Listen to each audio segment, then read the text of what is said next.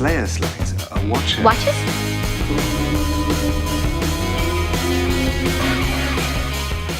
Welcome to the Watchers Watch, a Buffy the Vampire Slayer rewatch podcast. We will go through every episode of Buffy the Vampire Slayer to tell you why it's great. Because it's great. It's amazing. Yes. Episode 5 in the first season. Never kill a boy on the first date. That's a good idea.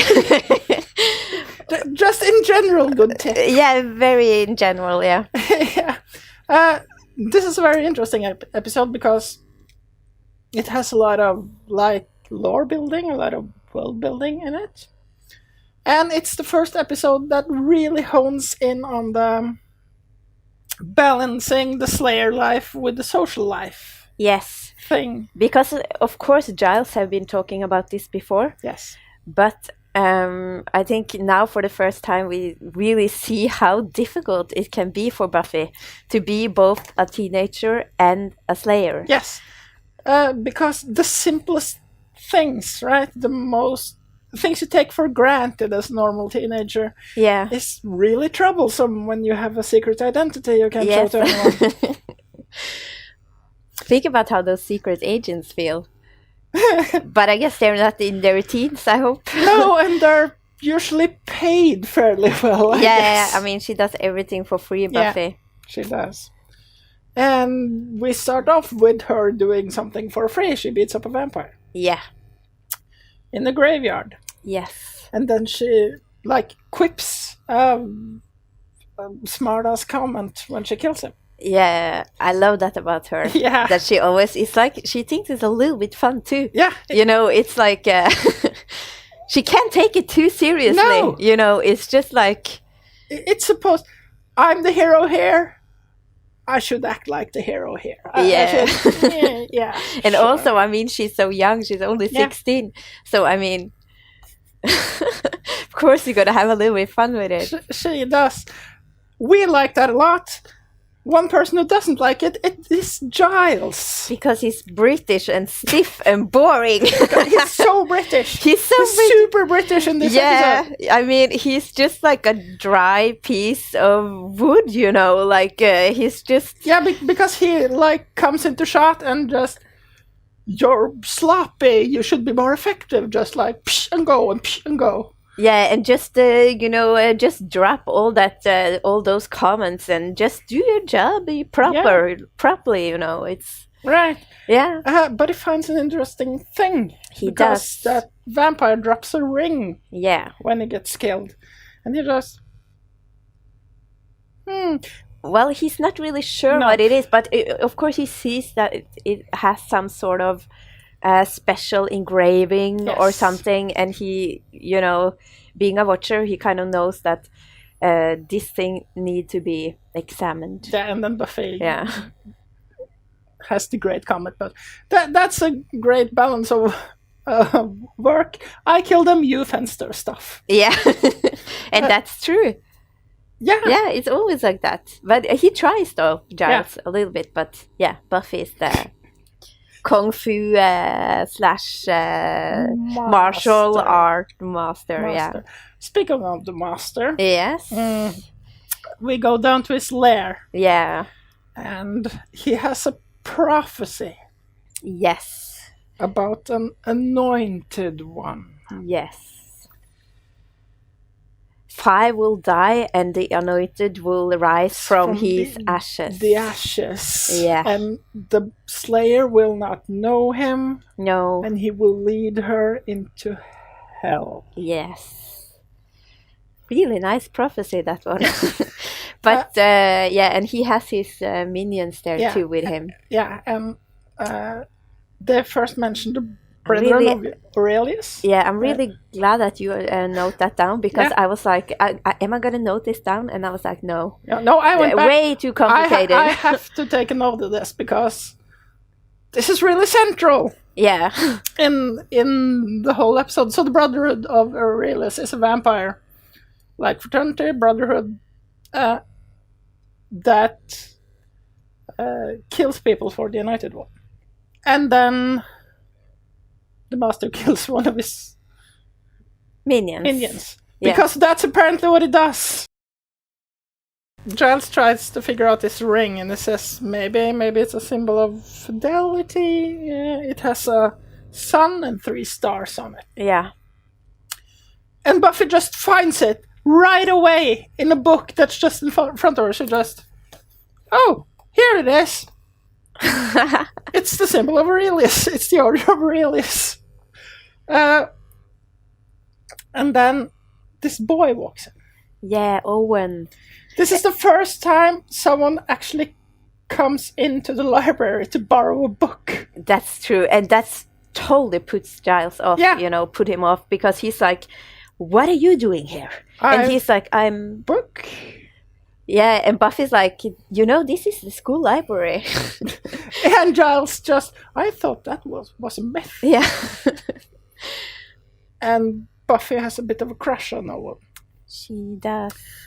Because he's the silent, handsome boy. Yes. That reads poetry and sits in the corner and doesn't say much. Yes. And we learn that because he comes to the library to borrow Emily Dickinson. Yeah. Which is like really melancholic, slightly depressive poetry. Yeah. If he was a little bit older, or if this was in the beginning of the 2000s, I think he would have been like an emo kid. Oh God, he would. He would be like a total emo kid. He really would. So there's kind of an awkward flirting going on between those two. Yeah. And they don't really... They sort of talk past each other, right? Because they don't really... Neither of them dares to like make a move, so they just, oh, you like a thing, I like a thing. Except that Buffy don't like Emily Dickinson though, because she has never... No, she called her Emily Dickens. Yeah, and he said, oh, I meant like Dickinson, and she was like, she's good too. She's good too. Yeah, so what I mean. Yeah. So Owen finds his book and he goes to borrow it from Giles, and Giles is just, Emily Dickinson, that's quite a good poet, actually. Yeah, for an American. Yeah, again with the British hatred. So British. Yeah. We're now in the cafeteria. Yeah. And Buffy and Willow, they talk about Owen. And Willow is like, he talked to you? Owen talked to you? Yeah. He doesn't talk to anyone. He hardly says a word. Yeah. And like, what did he talk about? How? And Buffy like, Emily Dickinson. And Willow is just like, ooh. That's deep. Or something. Deep. Yeah. Right. And they go and sit with Xander. Which is like the polar opposite. Because he just fiddles with his jello or something. And just, what is this green stuff? That's all he thinks about. Yeah. Right. The rest of the world is like discussing poetry and philosophy and stuff, and it's just green thing. Mm. But he's about to eat it though, so I mean, it's not that, you should care about what you put in your body. Right. Yeah.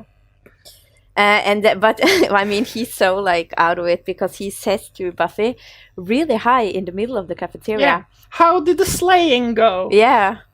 And she's just, what? Why? You can't. Don't say that loud. Don't say that loud. Do you want everyone to know? And he tries to like rein it in and save himself by saying, "How did the laying go?" and that sounds so much better. And it's just, no, not that either. No, that's not good. Mm. Yeah. But then they see Owen, and Owen is, of course, alone in the cafeteria reading a book. And Buffy is like, oh, look, Owen is alone. I think I'm going to go over there. Right. And then she goes over there, but then Cordelia comes. Right. Cordelia. And she just knocks Buffy, Like literally. Just elbows. Yeah, she just sits down with Owen, and they start talking about what they're gonna do tonight, or she's, I'm gonna be at the Bronze. You should come to the Bronze. Yeah, it's a huge party, cool band, that kind of thing. And then something really, oh my God, this is so Cordelia, because but he says like, "Are you gonna be there? Who else is gonna be there?" Yeah. And she said like, "Who? Anyone else but me? Or who else? Like, besides me? Like she's completely flabbergasted that anyone would care about any other person than her. Exactly. But he and Buffy have a sort of kind of date. Yeah. Sort of kind of date. That will have a lot of restrictions in it. Well, they do have a lot of restrictions. Yeah. But they agree that they should meet at the Bronze. Yes. And basically have a date. Yeah. And Buffy is like, this is a huge deal. This is a very, very, very big deal. Yeah. And Giles just... Why? But I found a thing. Yeah. About this Aurora Borealis. And that's prophecy. And 5 will die. And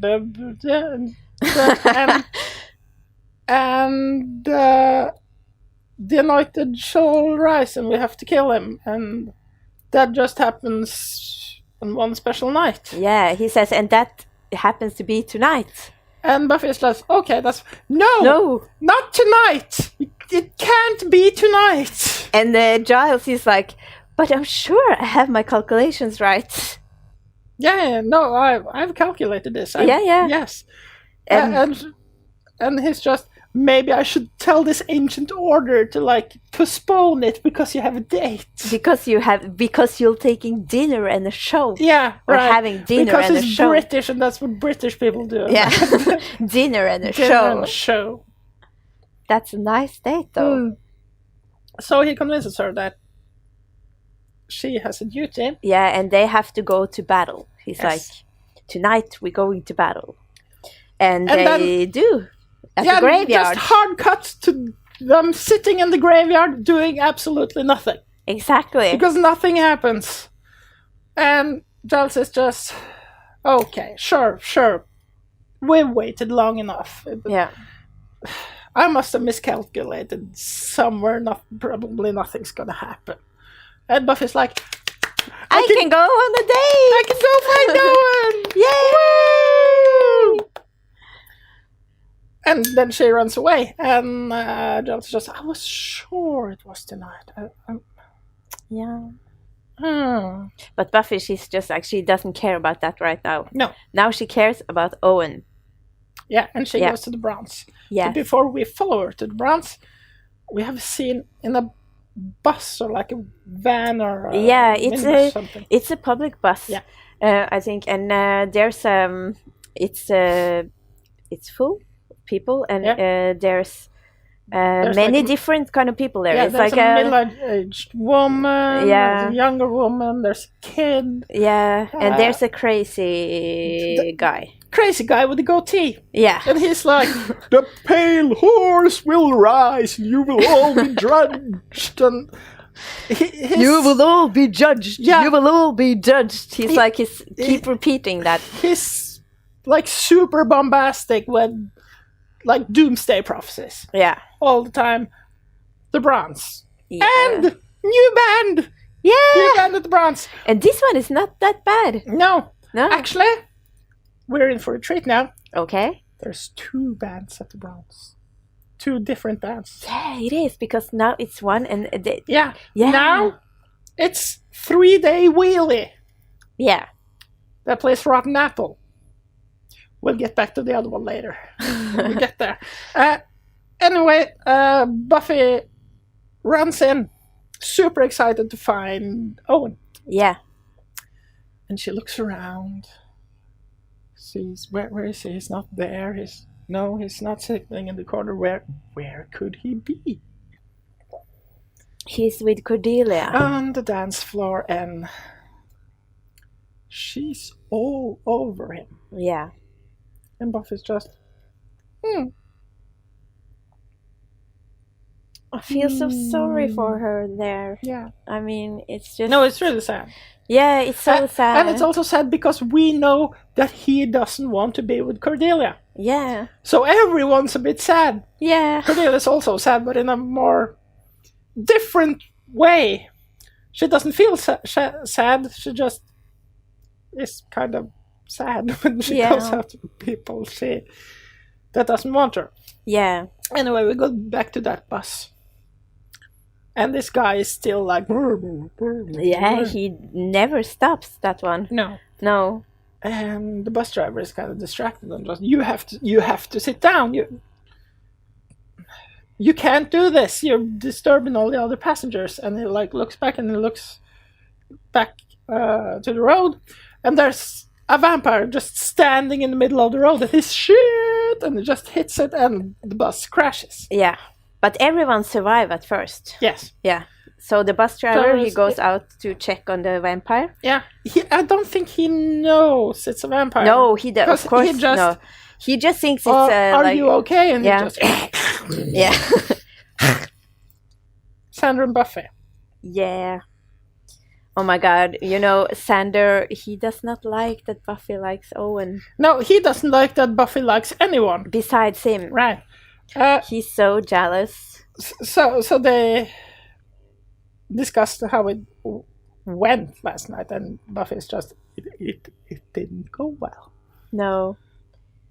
He was there with Cordelia. Yeah, and Xander is just, well, I don't see what the big deal is, so he reads poetry. I can read. Yeah, and you can have any guy at school, so why Owen, you know? Well, why not?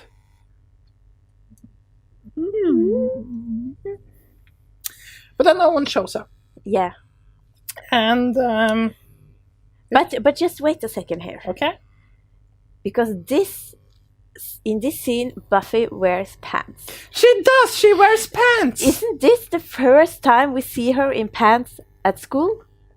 I think so. I think so too, because it took a while before they gave her pants. Yeah, but she looks so good in that outfit. Yeah. It's like I really wanted that outfit. Yeah, no, it's great. It is. And it's not that 90s dated. You could still wear this. Yeah, except that the top is a little bit like thick and like shiny. Yeah. But still, it's not bad. It's not bad There's at all. There's worse fashion in Buffy than this. Yeah. Really. Yeah. So they stand by the lockers, and then Owen shows up. Yeah. And he's just, maybe try again? How about tonight? Because Buffy is just, oh, no, I couldn't come. My watch broke and all the clocks in my house. I didn't know what time it is, so... Oh, lamest excuse ever. Yeah. But she's so cute, though. When she's like insecure like that, but okay, so this is like a triple layer thing. Yeah. Because they make the silly joke that she doesn't know what time it is because every like timepiece in her life broke at the same time. Yeah. That's a great like stupid excuse. And then Owen gives her his watch. Yeah. Because he's gonna pick her up at 7. Yeah. They finally going on dates. Yes. Yeah. And then she needs a timepiece to know what time it is. So he gives her his watch, which is like an old antique pocket watch. Yeah. It's like a really classy watch. And then the third joke in this thing is Xander looks at his watch, which is like a Tweety Bird Looney Tunes kid's watch, like a plastic watch. And and it looks at that classic piece of, you know, Xander. So we go to the master. Yeah. And he's just, everything's in place. The anointed will rise, and you will bring him to me. And if she tries to stop you, kill her. Yeah. Give your life if you have to. Just bring the anointed one to me. And again, they actually try to do it. Yeah, But, they know they're not questioning anything. They're gonna lose their life, probably, and they're just like, okay. Yeah, no, they know they're expendable. Yeah, but they know they've been sent out to basically die because this guy wants something. But I think that I finally get it now. Right?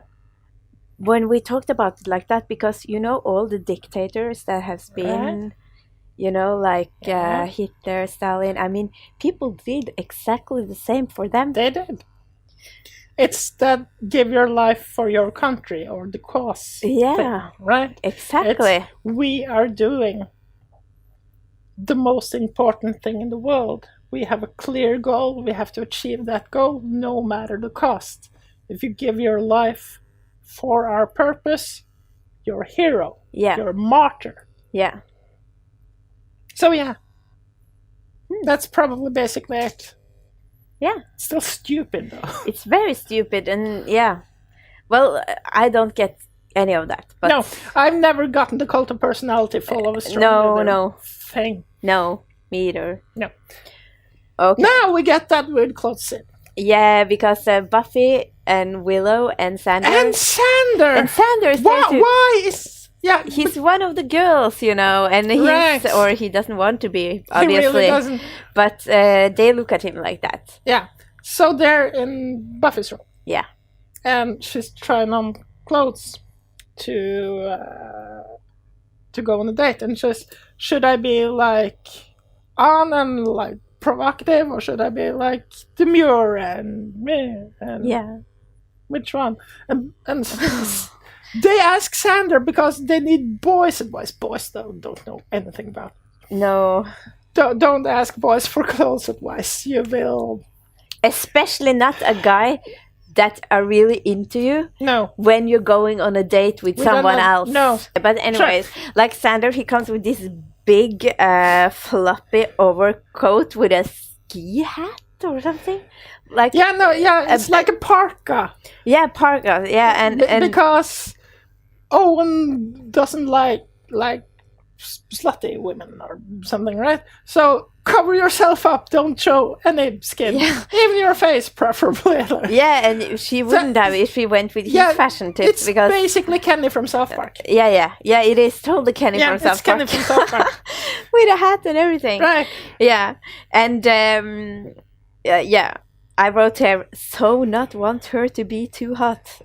Yeah, no, he really doesn't. That's his whole deal. It's, okay, I can't stop her from going on a date, but I can make her unattractive to Owen. Yeah, oh my god, he's so mean. But then the doorbell rings. Yes, and Buffy's just, ooh, Owen! So she started to figure out what she would wear like 2 minutes before she expected him to come. Yeah. That's bad planning. But still, she's super excited and just... But it's normal though on a date. You always you change your outfit out until the last minute. Yeah, you do, but you start earlier. Yeah, but maybe they had been going on forever. I don't know. Maybe. But she found her outfit and she looked great. And someone was the doorbell rang and she just it's Owen. It's Owen. She opens the door. It's Giles. Oh my god, Giles is such a cockblock. I mean, he doesn't have any. That's a sentence I thought I would never hear in my life. It's true, though. I mean, he's completely destroying her date life and sex life and everything. I mean, this old librarian from high school comes to her place when she's having a date and just you listen to me. He's like... Right. And now he's totally... Oh my god. He's just... The prophecy, it came true, and he has a paper. Yeah. And the paper writes about that bus accident. Yeah, 5 people dead. 5 people killed in that bus accident. Yeah. This is the prophecy. 5 dead. It will rise from the ashes. We have to go. And Buffy's just, no. I have a date. Yeah, and then he says another date? And she's just, no, we never had a first date. This is my maiden voyage. Yeah, but then Actually, when I was watching this, I was thinking about, she means with Owen, right? She doesn't mean in general. I thought about that too. Yeah, because she was kind of vague, and I mean, in the No, but like she dated when she was in Los Angeles. Yeah, we see that in the movie She's a too. popular girl. In Yeah, Los so Angeles. she has to. So yeah, this is her maiden voyage now in her new life with a new guy. It has to be that. It has to be that, but they're kind of like, I mean, when they're talking about what do people do on dates, and she kind of like feels very they're trying to like inexperienced. I mean, yeah. So I was thinking, like, is this the point where they sort of like forget about that it ever was a movie and just this is they kind of do. Yeah, they kind of, the things that happen in the movie is like technically canon, but we don't have to like follow it, right? We can just rewrite some of the stuff to make it fit what we want to do now. Yeah, I think so. And I think they did that. They did that with the gym burning down. Oh, too, by the way. Yeah. Because it didn't burn down. No, it never burned down. And I was really thinking about, because I couldn't remember that happening in the movie. So I was like talking about vampires on fire, but they didn't catch fire either. And it works better here for her character, like what her character is now. That she's really excited to finally go on a date. Yeah. Not that I dated in LA like some months ago, but this is a big deal. No, it wouldn't have been as big a deal, so it works better for her character, right? Yeah. So I just think that it would. Okay, fuck the movie. Let's just do our thing. Yeah, I think so too. This sort of marks the change. Yeah. And then Owen comes. Yeah, he shows up. He shows up and sees Giles, the librarian. And it's just, why are you here? And who said she has a lot of overdue books. Yeah. Sandra says that? Yeah, I think so, yeah. And then Buffy's like, oh, I just turned those books in tomorrow. Yeah, and you'll be getting a fine. Yeah, and he's like, but he says something there that is really like, let me see if I have it. Yeah, you won't get off that easily. Yeah, no, that's right. Yeah, and Buffy's just... And we're like, wow, you're really dedicated to your work. Yeah, think about this scene. So, like, school library shows up at one of the students' homes, like home at the student's place, and says that you have to turn in those books. And the student says like, oh, I turn them in tomorrow, and he would say like, you won't get off that easily. Right. And this is like probably late in the evening. Yeah, what would his you won't get off that easily? Yeah. What was he supposed to do? Like, what can a librarian do if they turn up to someone's house for an overdue book and they say, I'll turn it in tomorrow, and they're just, no, you won't get off that you will feel the pain. And I don't know what threat could a librarian possibly be. You can never borrow a book again. So there's more than one library. The school library can't be the only library in town. No. This is a town of more than 30,000 people. Yeah. That wouldn't have been a problem. So you get a fine. Yeah, well, I will still get a fine if I turn it in tomorrow. That won't change things. It has nothing to go on, right? Yeah. I don't know. But that's when I, started to suspect that maybe Owen is not the smartest cookie in the world. But he reads Emily Dickinson. He does read Emily Dickinson, but he's super naive, and he gets fooled by this dumbest excuses. Yeah, but he's from Sunnydale.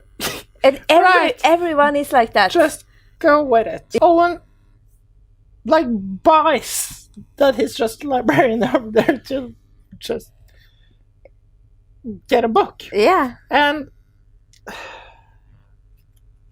Sandra will just take him into the living room while Giles and Buffy talk, because apparently Owen is, they have some serious shit to work out about that overdue library.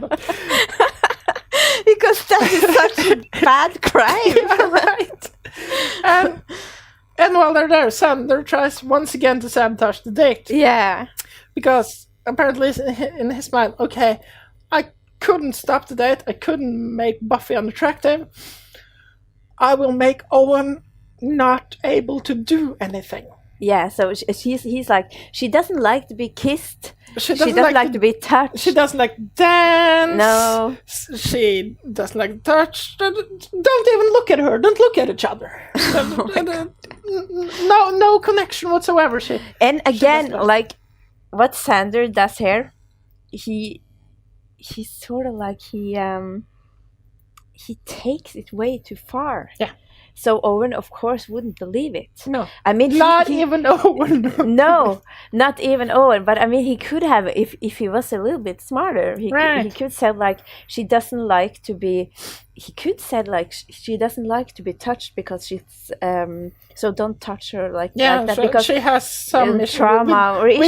We don't have to go into it because she doesn't like people talking about it. Just respect that she doesn't really like. Yeah, he could have, and that would probably have worked. Yeah, right? Yeah, or she needs some time to get comfy with people so that you can't kiss her on the first. Right. He could have done something like that, but instead he just says like this really. She doesn't like anything. No, so don't do anything because everything is bad. Right. She hates being on dates. Nailed it. Yeah. Okay. Right, but anyway, they go to the. Giles says, "Oh, okay, fine. This is probably like Yeah, and I also. It isn't the best lead in the world, right? But we should probably check it out anyway. But it's probably nothing. You can go on a date. Yeah. So I'll go to the funeral home and just check the bodies because that's apparently something a librarian could plausibly do in some way. So they decide to split up. So then Owen and Buffy go to the bronze. Yes. And now we have the second bronze band. Yeah. Which is Velvet Chain. But this one I liked. Yeah, and strong. And this is an actual band. Yeah. I remember this song from Not Buffy. Oh. I can't remember exactly where, but when I heard an version, oh, right. This is a song I've heard like an actual song. So they're getting better bands now. Owen and Buffy sits down, and of course they talk about Emily Dickinson because... What else to talk about? It's his character trait. He likes Emily Dickinson, that's all we know. Yeah. And they really like sort of milk that concept, Emily Dickinson. Yeah. It's just like... Buffy is just... She checks her beeper. She has a beeper. This is a beeper era. Yeah. And she has no messages, so she's just... okay. I think it's fine. And Owen just... Did I say something wrong? Because she looks kind of sad. Yeah, and stressed and uncomfortable. Yeah. And she's just, no, let's dance. And they go out and dance on the dance floor in front of everyone, including Cordelia. Yes. And she says like it should have been a law against stuff like that. Yeah. Isn't there a law against it? It's disgusting. Yeah. And then she walks over to them. Yeah. While they're dancing pretty closely, I might add. And she just goes up to Owen and like ignores Buffy completely and just goes up to Owen and says, "Oh, Owen, are you here alone?" And she could, I mean, and they're obviously like see that basically embracing. And so you're here, love, want to do something? And no, I'm here with Buffy. The girl that is 1 centimeter again, away from my body. Right, they're pretty close. And she's just, you want to do something, but no, I'm still here with Buffy. And then she... Right, it's like a backhanded compliment. Yeah. When, you're here with Buffy, you're so good to help the needy. Oh my God. And then I think Buffy says like, okay, Cordelia, we're gonna dance. You need to be somewhere else that's not here. And then she's like, Owen, tell me when you want a real woman or something. Yeah, no, when you want to want to play in the big leagues or something. But I think like it's so fascinating how Cordelia just pretends that Buffy isn't there. No, she just we've talked about this before, that she's so self-centered. No, that she's basically a psychopath. Yeah, sociopath. And she is, because she really doesn't care about anyone else. No, and she forgets that they exist also. Yeah, like teenagers are mean. Yeah. Or can be mean. Yeah. Teenagers, kids, and cats are mean. They are. Mm. Oh. Yeah, but teenagers aren't actually that mean in that way. No. Usually. They don't just obviously pretend that people don't exist when they stand right in front of them and talk to people they want to talk to. No. Because it's stupid. I mean, really mean people do that. But what I think is fascinating about Cordelia is that I think that sometimes she doesn't even try to be mean. She doesn't even try to be mean. She doesn't... she's sort of like she isn't aware that there are other people in the world. Owen, look at you here, all alone. So Giles arrives at the funeral home in his piece of shit car, the Citroen. Yeah. I just have to mention that car. The car is... it's funny. And he just walks around and looks around. He's on his way in. And then vampire! Yeah. Just suddenly in front of him. And then suddenly behind him. And he's just... He takes out his big cross and he's just like... And now he's British again. Yeah. Because his reaction to this, like, very lethal monsters surrounds him, and his reaction is... Damn. That's his only reaction when he runs. Yeah, he doesn't get hysterical or something like what... I mean, everyone would have become... Yeah. In that situation. But he manages to run into the funeral home and like barricade the door. But he's just... Damn. That's his only reaction. Okay, so one small digression here. Yeah. You know the Sunnydale funeral home? Yes. They're a busy bunch, I guess. Yeah, but I mean, they have to have a hard time getting employees. Yeah. Because, I mean, who would like to work there? Because all the corpses, all the vampires, a big amount of them would, wake up there. Right. So, I mean, who would actually, work in a place like that? And, and think about all the trouble they get with the families of the deceased and stuff when the corpses are suddenly just gone. Yeah. Oh no, I'm sorry, your sister. She's not here anymore. Walked out. Yeah. And she tried to kill me.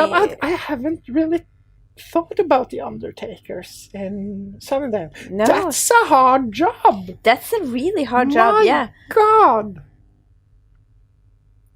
First of all, the death rate is sky high. Yeah. They have such a lot of work to do. Yeah. And like half of them will wake up and become monsters. some way to become monsters till they're buried, but then some guy will have to... Oh, shit. Another one disappeared. Someone crawled out of this grave. We have to do something about that. And yeah, all the families and things disappearing. And... God.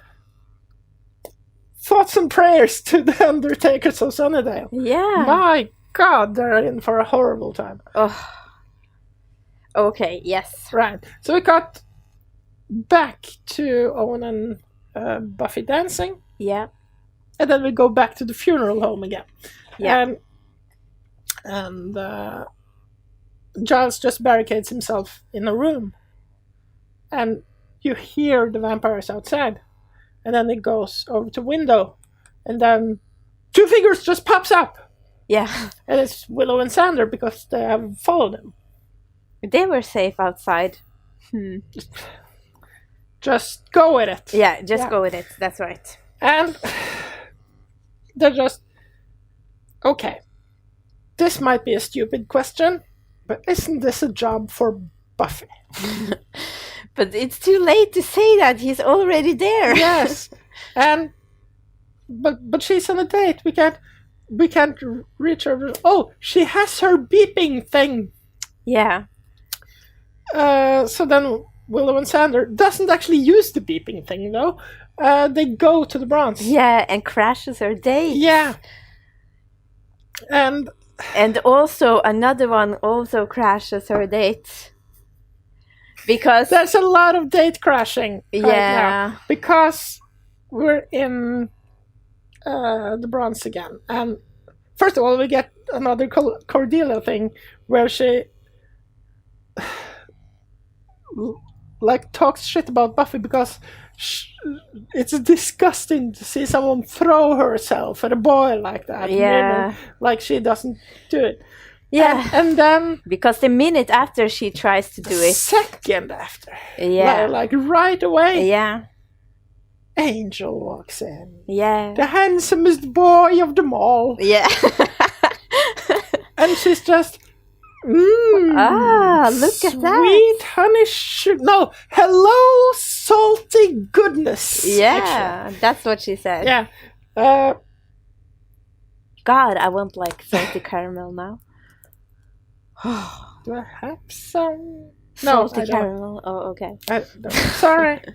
Okay. Should have some salty. I have some cookies though. After, yeah. Yeah. So, Angel walks over to Buffy and talks about the prophecy and blah, blah, blah. And then Owen, because Owen's not there, because Owen is at the bar to buy food for Buffy, so he comes back like with one muffin on the plate. Yeah. She says, here you go. And then, who's this? Who's that? This is Owen, this is Angel. And so, how do you guys know each other? From work. Yeah. You work? Yeah. And then they get interrupted again because then Xander and Willow shows up. Yeah. And they're just, this will be, we had just the superest idea. Yeah, let's make this a double date. Yeah, and Buffy just... I didn't know you guys were dating. Like... Yeah, and Xander, well, when, 2 people like us, we hang out together... Something's gonna happen sometime. We just decided we might as well do it now, right? It's just gonna happen, so we'll just give into it. Yeah. And also, like, I have to mention this too, because Cordelia, she has been watching all of this scene. Yeah. Or this whole scene. And she is just, God, what's wrong with the world? Because another hottie walks in and goes straight to Buffy. Xander is just, I have a great idea. Like, this is double date now, right? We should go somewhere together. How about the funeral home? And Owen is like, that's a great idea. Yeah, and that's when I really reacted to, okay, Owen is weird. Yeah, he is really weird. Kind of stupid. Yeah, and he's more weird than them because they have a mission. Yeah, he's just into it. Yeah. He's just into, first date with a girl I like. and her weird friends come and interrupt our date and suggest that we go to the funeral home, and I'm into it. I like this idea. Yeah. Then you just have to look at yourself in the mirror and just... Is something wrong with me? Because this isn't normal. It's not normal, but everyone there likes him though. Yeah. So, I mean, he doesn't really have anyone telling him that he's weird. Oh, either. He's in the bubble. He's in like the weird, stupid bubble. Yeah, the hottie bubble. Yeah. Yeah, he's in the... Where you're so hot that nobody corrects you if you do something wrong. Exactly. So you just go through your entire life being wrong and you don't know. Exactly. Because nobody tells you, because everyone likes that pretty people like them. Yeah, and that is especially bad if you're in a relationship. Yeah. Yeah. Because they never work. That explains everything. It does. Owen doesn't really talk to strangers. He just sits in a corner and reads depressive poetry about death. Yeah. And nobody corrects him because everyone wants him to like them. Yeah. He's in the bubble. He's in the bubble. Wow. But Buffy is like, no, you can't come. I have to go. Because earlier he spoke to Buffy and he said, you're weird. It's like you're two people. Yeah. Like, 1 minute you're like totally here and the next you're just gone. I can't figure you out. And Buffy's like, now, you know these two people you said I were? One of them has to go. But the other one really wants to stay and is coming back. Yeah. And then she runs away, and then she comes back and kisses him, and then she runs away again. And then they go to the funeral home to find Giles. Yes. And they walk in and around in the dark corridors and stuff. And then they meet someone. Owen. He followed them because he's a weird fucking guy. Yeah. And they go to the room where Giles was. Yeah. And it's empty. And the bars in front of the window is bent completely out of shape. And they're just, oh shit, something happened here. And Buffy walks around and just calls for Giles, wants to find Giles. And then one of the compartments where they keep the dead bodies. Yeah. One of them opens and Giles just slides out and oh! He hide in the corpse fridge. Yeah. Or what's the name of that? I don't know. It's like a corpse. With compartments in that they keep dead bodies to preserve them. And he didn't even choose an empty one. Well, it's Sunnydale. They probably don't have an empty one. No. But he was inside one of those tiny compartments on top of a dead body. Yeah. Which in itself is disgusting as hell. It is. It had to be very cold. Yes, but in Sunnydale it's also risky because we talked about this because half the bodies will come to life. They can just wake up in a second. Yeah. So, I think he was basically stuck behind the rock in the hard place and I have to choose something, so I choose the dead body. The one that is dead for now. If it wake up later, it's okay. At least dead now. It's better with a thing that's dead now than a thing that used to be dead but isn't anymore. Exactly. Right. They walk around and try to find some place to, get out, get a safe place at least. Yeah. And they find looks like an office. It's a much nicer room. Willow and Xander and Owen is in this room and they have barricaded the door. And Owen just checks the curtains in the other side of the room. And and he's just, whoa. Yeah, he pulls them apart and whoa. I never seen a dead body before. I read a lot about death, Yeah. but I haven't seen a dead body before. Because this is apparently some sort of viewing room. And I haven't actually seen a dead body before. Do they usually move? Because guess what, guys? It's a vampire! It's a vampire. And not only is it a vampire, it is that creepy, like, bombastic doomsday guy from the bus. Yeah. And he's now a vampire, so Yeah. a really bad combo, that one. Right. Yeah. And he's still like a super bombastic Yeah. guy. I have been judged. Yes. Ooh. And Yeah. he keeps on, you know, And he with his just goes prophecy. over to the glass that separates them, Yeah. and he just headbutts it. He headbutts it. He just with his head, Yeah. and it breaks. Yeah.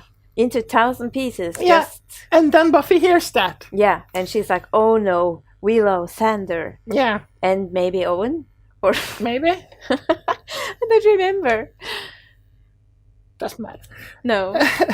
They manage to get the barricades out, and they run, and they run into more vampires. There's apparently vampires everywhere now. Yeah. And Buffy on her end runs to Giles and gets a stake. Yeah. And then they get attacked. Just right when she turns around from the stake. They're just vampires. Then Owen is, I have to help. Oh my god. Because he hears Buffy. And he knocks her down, like it's Yeah. not directly though, but he comes and he sees that Buffy's fighting the crazy vampire, Right? and he's like, oh Buffy, I'm gonna help you, big strong man, Yeah. blah blah, and he takes something and he just hits the guy in the back. You know what that something is? It's from the It's core. an urn. It's an urn full of ashes. This is Isn't that the second? Because first he hits him with a tray. I think. He hits him with the tray first. And then he takes an urn. Yeah, With- he takes an urn. I really just when I saw this, I haven't noticed that before. No. I noticed it now because this is an urn and it's full of ashes. So- that means this is a person. It- That makes sense, sort of, because they're in the crematorium. Yeah. Because they open like a furnace and flames and things come out. Yeah. And then they fight. And the vampire guy just hits Owen with Into the the door. Of yeah, the one door those of the compartments, and he just collapses and falls to the floor. and he said like dead, your boyfriend's Yeah. dead or something. And Buffy just, you killed my date. Yeah. You killed my date. That is a really bad. That is such an horrible thing to do to Yeah. a teenage girl, to kill her Don't date. kill her date. No. That's just mean. Yeah. It's so mean. He's the second meanest person in this episode. Yeah, he is. Just, After the master. well, Cordelia. Yeah, Cordelia. Okay, so now we have. So third. Yeah. So it's the master and it's Cordelia and that guy who kills your date. No, I will say it's Cordelia, Okay. the guy who kills your date, and the master. Sure. Let's go with that. Yeah. The ultimate evil is third. Yeah. Sure. But I'm fine with that. I Okay. think that's. Yeah. No. Yeah, I'm comfortable with that. So let's have a vote about that on Facebook. we really should. Like, who is the meanest? Yeah, we Yeah. should do that. And like Buffy gets really angry, and she manages to. Well, the vampire guy attacks her, and she just moves out of the way and like throws him Yeah. into the furnace, into the fire. Yeah, that scene is so nice. It's so cool because Yeah. they're fighting and he's like blah blah blah, and she's like and Yeah, that's basically it. yeah, and No, it is. and he Right, just, and he just slides right straight into over the one of those like metal slabs and just or fire. What is called the crematorium? The into the furnace. Furnace, But yeah. there's like... I said into the oven. I mean, in this setting, that could be interpreted in a different way. He slides into oven. Okay. There's probably fan art of that too somewhere. Yeah. Anyway, he slides into the furnace and gets burnt up. And then Owen wakes up because he wasn't dead, he was just knocked out. Yeah. And he saw a lot of it. Yeah. So because he had been like half awake for a while, because Willow were like, oh, Buffy, Owen, and then Xander was, give her a sec, because she had all that rage that she needed to take down this vampire. Right. So then he was actually smart. Yeah, so he just wakes up and does anyone have an aspirin or 60? Yeah. Oh, my head hurts. And he just asks what happens, and we scared that guy away. Yeah. He's gone. And it's just, I'll think I'll walk home. Yeah, and Buffy's like, I'll take you home, and he's like, no, I want to go alone. And yeah. So I think Xander and Willow takes him home because he's really out of it. His taste. Yeah. And the next day, they're at school, and Buffy and Willow and Xander. Yeah, and Buffy's kind of freaking out, and he asks them, did Owen say anything? Yeah. Did he mention me? Did he? I blew this. This didn't go well. No, I can understand her. Sure, it wasn't a great first date. It wasn't really the best first date. No, your date got knocked out by a vampire in a funeral home. There is better dates. There is, obviously. Yes. But then they run into Owen. Yeah, of course they do, and he's not like afraid, or he's not put off. No, he's actually quite the opposite. Yeah, he says like, "Oh, when can we do this again?" And when can I see you again? This was one of the most exciting nights of my life. Yeah, and Buffy's like, it was. Yeah, and then that's when I thought, wow, this guy, he really puts up with a lot of stuff. There actually might be something here if he's that open to actually weird stuff.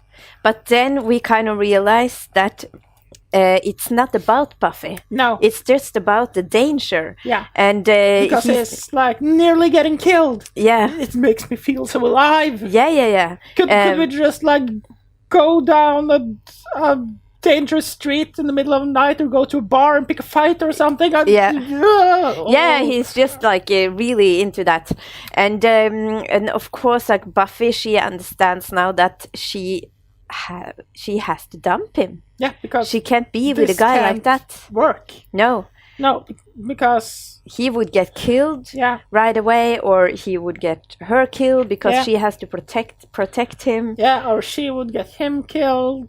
Either way, people would die and it would be terrible. Buffy realizes this. Yeah. But she's really sad about it. Yeah. And that's understandable. It is, because she really liked him. And he seemed to really like her. And, I think that he still likes her, even though if he likes her... On some level, he does. Yeah. But still, she understands that she has a bigger responsibility and she has to dump this guy. Yeah, and then she sits down with Giles. Yeah. And Giles is really understanding about this. He understands what the problem is, what the dilemma is. Yeah. So he tells her a story, and it's a really interesting story. It is.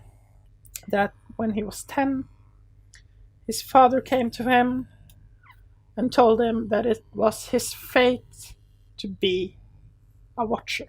Yeah. His father was a watcher, his grandmother was a watcher, and he didn't have a choice. This was his responsibility, and it was super important. That has to be so bad to hear when you're 10. Yeah. I mean, at least Buffy was 15, but still, Right. it's something that someone tells you that you will never have a normal life. If you're a Slayer, it's like you will probably never turn 18. Yes. But as you and me have been talking about earlier, is that it's a big difference between the Slayers and the Watchers, because the Slayers, they just chosen. Like from some kind of cosmic entity. Yeah, but with the Watchers, it's just this bloodline generation thing. I think that's really interesting. It says a lot about Watchers, because the Watchers, it's not like the Watchers Council. Yeah. It's not like going around recruiting people. They don't pick the people who's best suited for watching. It's a family thing. It's a bloodline thing, and you have to. Yeah. You have no choice.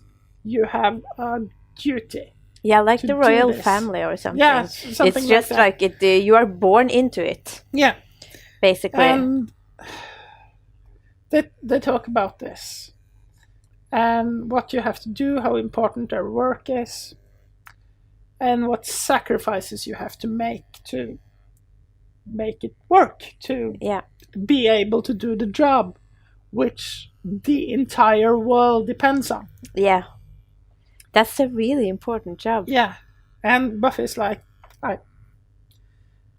but I can't do it. Well, I screwed this up. I don't know if I am the right person, basically. No. And then Giles says, I don't have a handbook for this. Yeah, he says, I have a lot of books. I have a library full of books. I have a lot of lore. I have a lot of information. What I don't have is an instruction manual. Yeah. We have to feel our way as we go along. And I think you're doing pretty well. Like, for example, you did stop that Anointed One. Yeah. No more Anointed One. That's a good thing. I bet Master is having a bit of a bad day. Yeah. so it sort of ends like kind of positively. Like there has been a lot of like sad themes, and it could have been a bit of a downer ending. Yeah. But this now ends like on a hopeful note. Or does it? Or it would have. It would have, yeah. If it wasn't for the Master. Yeah, we have a last scene with the Master. Yes. And the Master is reciting this prophecy again. With from the five will die, and from the ashes the anointed will rise. And very affirmative on the part where the Slayer will not know him, would not be able to stop him, and he will lead her into hell. Right. And then the camera pans over. Yeah, and we see the Anointed. Yeah. And it's a little kid. It's the kid from the bus. Yeah, the like 10-year-old or something. Yeah, he's the Anointed One. Yeah. The Master's plan worked. Yes. Everything he wanted, he got. He distracted them, to run around in the funeral home. And he was doing his own thing the whole time. Actually, his plan might even work better than if he'd just gotten the United One, like in a more predictable way. Yeah. Because now Buffy and Giles actually think that the Anointed One is dead. Yeah. So they won't look for him anymore, they right? think the problem is solved. So the Master and the Anointed One can pull strings from the shadows without anyone knowing. So this isn't good. No. This isn't good at all. It's not.